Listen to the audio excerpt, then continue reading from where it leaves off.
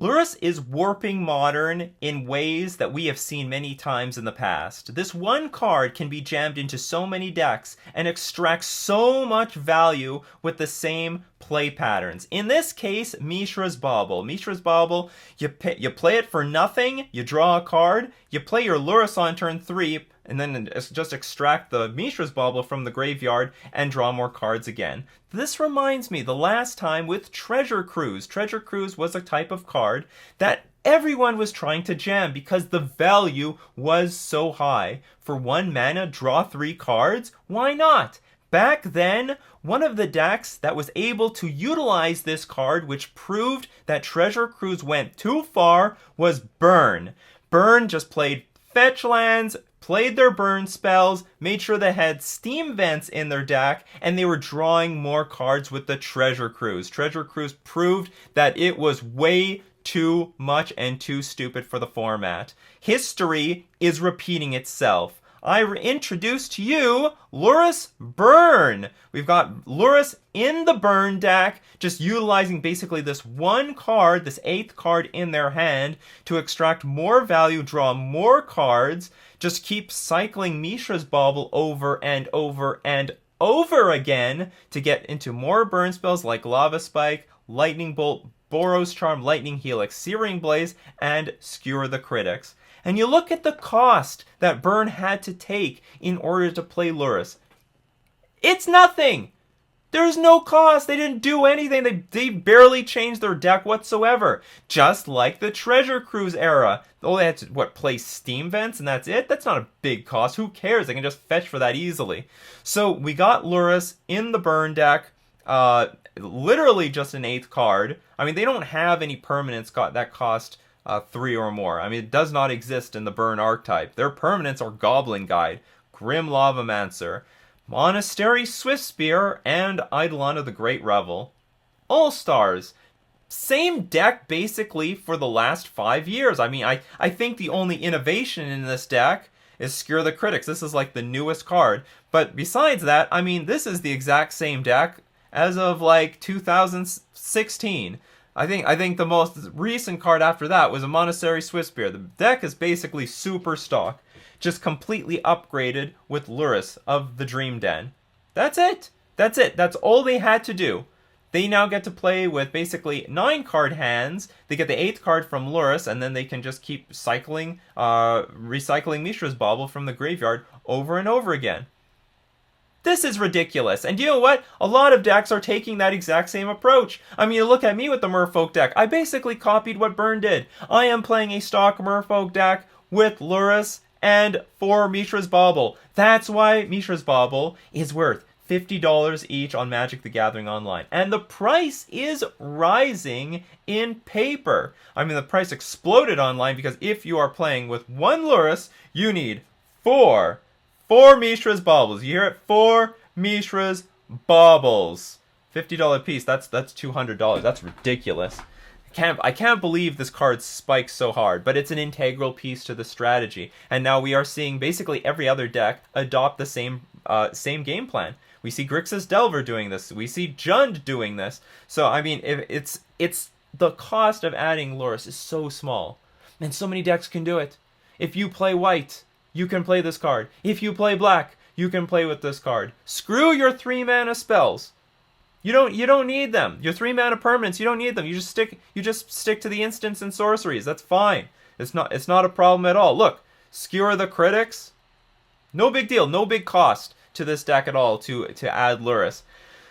The card is, I mean, and now Burn is super well positioned. It's in a really aggressive deck. I mean, a lot of strategies depend so hard on exchanging resources with the Burn player, destroying that turn 1 creature, just countering a few of the spells. Get a little life gain in there, and then you're going to overcome and overwhelm the Burn pilot. But if they're drawing cards over and over again with Mishra's Bauble, if they're exhausting your removal with an extra creature, that's a problem. That is a very, very big problem. Not to mention, I think Burn has already been on the uptick.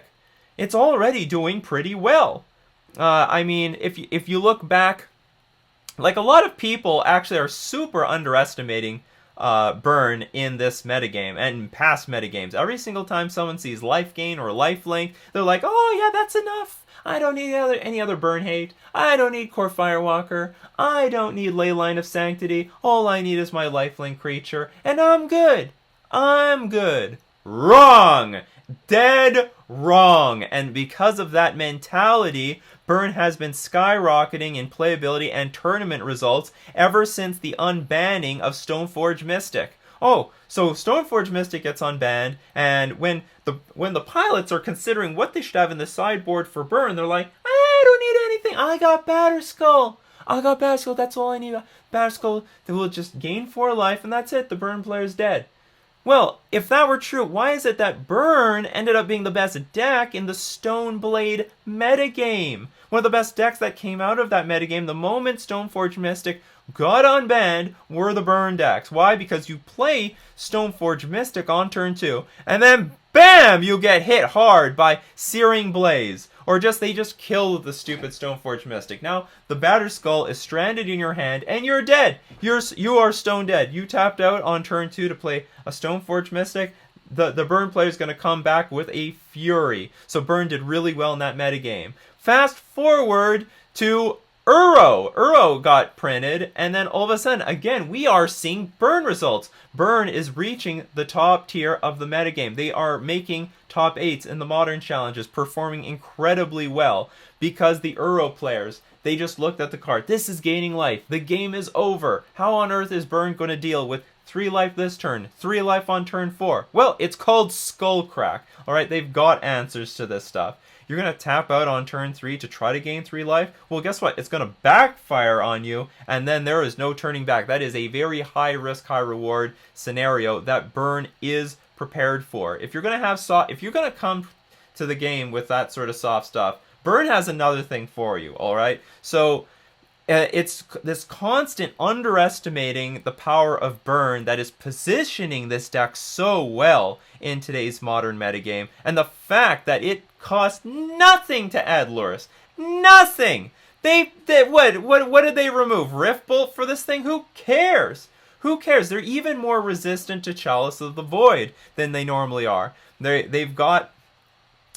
have Skewer the Critics. They have more 2-mana spells like Boros Charm, Lightning Helix. They're slightly diversified, but even if they do not have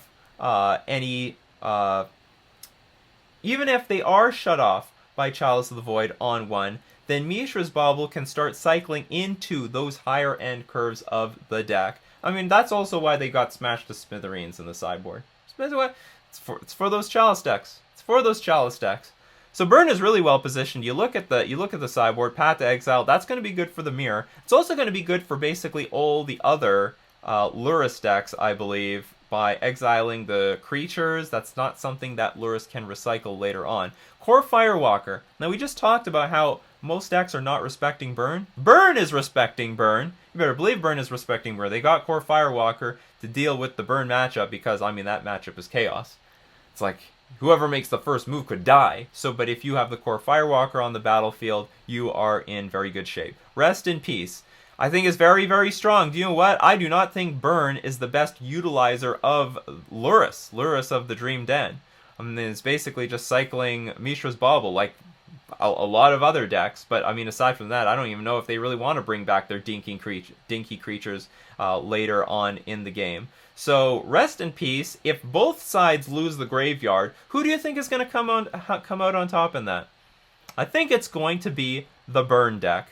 Skullcrack, again, dealing with any of those life gain cards. If you think life gain is just one piece of life gain is going to knock Burn out, no, you have another thing coming to you. Burn is going to knock you out. Smash to smithereens for all the annoying artifact cards, especially stuff like Chalice of the Void. You play Chalice on 1, they destroy it. You got to get that Chalice to 2. Then, sure, the Eldrazi-tron can do that, but can everyone do that? That's you may not have the time. So all it did was cost 1 sideboard slot, and Burn is immediately upgraded. This basically is a quintessential reason why Lurrus is so disruptive to Modern, because a lot of decks can just do what Burn did. You have Lurrus, you throw in 4 Mishra's Baubles, and you're good to go. Just get rid of the permanents at 3 mana, at 4 mana. Just play with spells. You can play with spells. It's really not that restrictive. Look, they're playing with Skewer the Critics here. You can play with Force Negation. You can play with Cryptic Command. You can play with Kolaghan's Command. You can play with all those cards. It's not a big deal. You can play with Supreme Verdict. The cost is so low, and so many... They made a hybrid, so many decks can adopt this. All the white decks can adopt this. All the black decks can adopt this. Not hard at all.